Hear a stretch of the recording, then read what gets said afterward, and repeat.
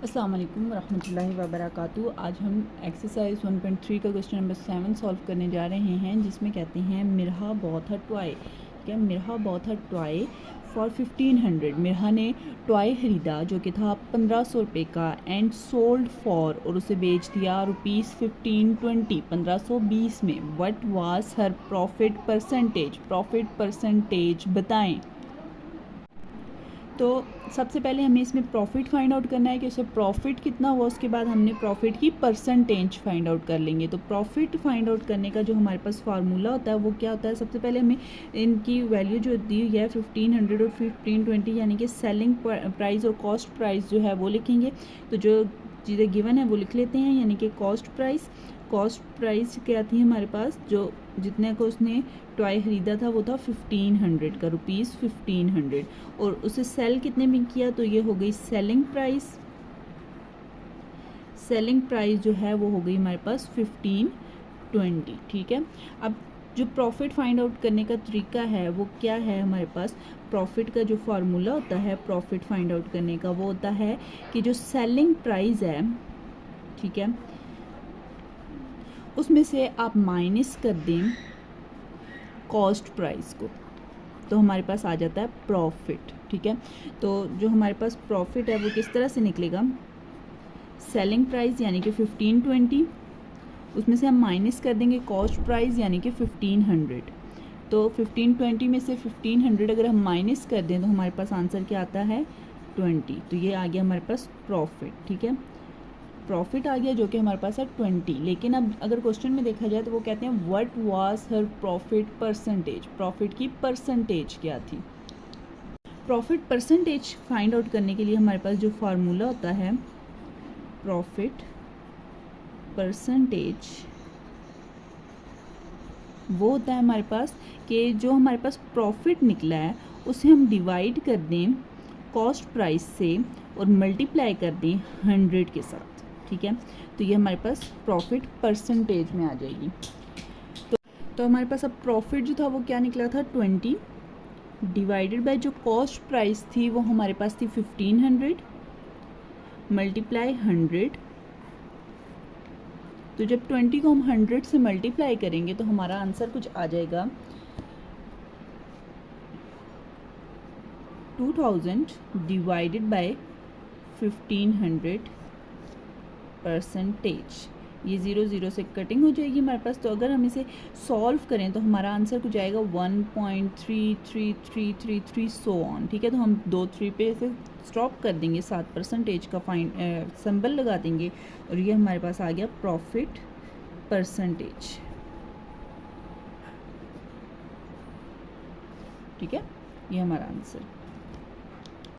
अब जो question number 8 है हमारे पास, उसके अंदर कहते हैं the annual income of the year is ₹9,60,000 while the exempted amount is 1,30,000. How much tax would he have to pay at the rate of 0.75%? ठीक है, तो क्या कह रहे हैं कि जो एनुअल इनकम है तैयब की वो 9,60,000 है, while the exempted amount mean वो वाली अमाउंट जिस पर उसे टैक्स नहीं लगना। ठीक है, ये टैक्स फ्री अमाउंट है 1,30,000। How much tax would he have to pay, उसे कितना टैक्स पे करना पड़ेगा एट द रेट ऑफ 0.75 के रेट पर उसे कितना टैक्स पे करना पड़ेगा। ठीक है, तो 0.75 पर सबसे पहले हमें ये पता करना है कि टोटल अमाउंट कौन सी है कि जिस पर उसे टैक्स पे करना है, क्योंकि ये अमाउंट तो वो हो गई जो कि जिस पर टैक्स लागू नहीं होता। ठीक, तो सबसे पहले हम एनुअल इनकम उसकी लिखेंगे। सोल्यूशन में जो हमें गिवन डाटा है वो लिखेंगे। जो एनुअल इनकम है, एनुअल इनकम लिखेंगे हम, जो कि है 9,60,000 की। ठीक है, और जो एग्जेम्प्टेड अमाउंट है वो वाली अमाउंट जिस पर टैक्स नहीं लगना, जो टैक्स फ्री है, ठीक है, वो है 1,30,000। तो सबसे पहले हमने जो गिवन डाटा है वो लिख लिया एनुअल इनकम कितनी है और एग्जेम्प्टेड अमाउंट कितनी है। एनुअल इनकम मीन उसकी जितनी एनुअल इनकम है, सालाना की आमदनी है। एग्जेम्प्टेड अमाउंट वो वाली अमाउंट जिस पर टैक्स नहीं लगना। ठीक है, अब हम वो अमाउंट निकालेंगे जो कि वो है जिस पर टैक्स लगना है। ठीक है, वो अमाउंट जिस पर हमें टैक्स लगना है वो निकालने के लिए हमें एनुअल इनकम में से एग्जेम्प्टेड अमाउंट को माइनस करना पड़ेगा। क्या करना पड़ेगा? एनुअल इनकम में से माइनस करना पड़ेगा हमें एग्जेम्प्टेड अमाउंट को, इसलिए कि हम पता लगवा सकें कि जो अमाउंट जिस पर टैक्स लगना है वो कितनी है। तो एनुअल इनकम थी हमारे पास 9,60,000, उसमें से माइनस कर देंगे एग्जेम्प्टेड अमाउंट यानी कि 1,30,000, तो हमारे पास आंसर जो है वो इस तरह से आएगा 8,30,000 का। ठीक है, ये वो अमाउंट है जिस पर हमारा टैक्स लगेगा। अब ये हमारे पास वो अमाउंट आ गई जिस पर टैक्स लगना है। ठीक है, तो किस रेट के साथ टैक्स लगना है वो था हमारे पास 0.75%। 0.75% के रेट से जो है इस अमाउंट पे हमारा टैक्स लगना है। तो वो अमाउंट कितनी होगी? तो हम क्या करेंगे, 8,30,000 को मल्टीप्लाई करवा देंगे 0.75% के साथ। तो नेक्स्ट स्टेप में क्या करेंगे, 8,30,000 मल्टीप्लाई 0.75 परसेंटेज की जगह पे हम क्या कर देंगे 1/100 लिख देंगे। ठीक है, अब ये 2 ज़ीरो इन 2 ज़ीरो के साथ कैंसिल हो जाएंगे, तो पीछे हमारे पास रह जाएगा 8,300 मल्टीप्लाई 0.75। अगर इन दोनों को अगर हम मल्टीप्लाई करवाएं तो हमारे पास आंसर कुछ इस तरह से आता है 6,225 रुपीज़, 6,225 रुपीज़। ये आ गया आपका आंसर। बहुत ही सिंपल सा क्वेश्चन था। सिंपली आपने करना क्या है इस क्वेश्चन के अंदर कि सबसे पहले एनुअल इनकम और एग्जेम्प्टेड अमाउंट लिखनी है। एनुअल में से एग्जेम्प्टेड अमाउंट आपने निकाल लेनी है। टोटल जितनी एनुअल इनकम थी उसमें से निकाल के आपने वो अमाउंट निकाल लेनी है जिस पर टैक्स लगना है। जिस अमाउंट पर टैक्स लगना है और जिस रेट से लगना है यानी कि 0.75% से लगना है, तो उस रेट के साथ इस अमाउंट को मल्टीप्लाई करवा देना है और परसेंटेज की जगह पे 1/100 लिख देना है। इन दोनों को जब हम मल्टीप्लाई करवाएंगे आप इसमें, तो हमारा आंसर आ जाएगा। ठीक है, अब जो हमारा क्वेश्चन नंबर 9 है उसमें कहते हैं find the compound markup. Markup find out करना है on ₹3,75,000 for 1 year at the rate of 14% compounded annually. तो सबसे पहले ये जो हमने फाइंड आउट करना है वो है मार्कअप। प्रिंसिपल अमाउंट जो है वो ये है, ये 1 ईयर, ये हमारे पास टाइम है और रेट ये है। ठीक है, सबसे पहले गिवन डाटा लिख लेते हैं जो कि प्रिंसिपल अमाउंट है हमारे पास। प्रिंसिपल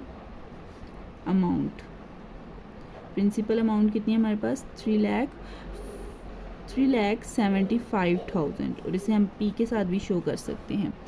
तो जो प्रिंसिपल अमाउंट है वो हमारे पास है 3,75,000। तो उसके बाद जो हमारे पास टाइम है वो है 1 ईयर का टाइम, यानी कि टी, वो हमारे पास कितना है 1 ईयर का।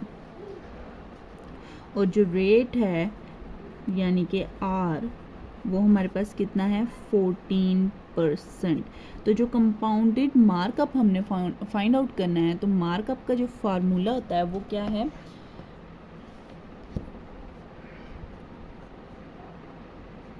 मार्कअप का फार्मूला हमारे पास होता है principal multiply rate multiply time. अब जो हमारे पास प्रिंसिपल अमाउंट थी वो क्या थी 3,75,000। रेट क्या था हमारे पास 14% का और मल्टीप्लाई टाइम कितना था 1 ईयर का। अब ये परसेंटेज की जगह पे हमने क्या लिख देना है 1/100। तो ये बाकी अमाउंट मैं सेम वैसे ही लिख रही हूँ, 1 मल्टीप्लाई होके सेम वही चीज़ रह जाएगा। तो ये 1/100 आ गया। तो ये 00 इस 00 के साथ कैंसिल हो जाएगा।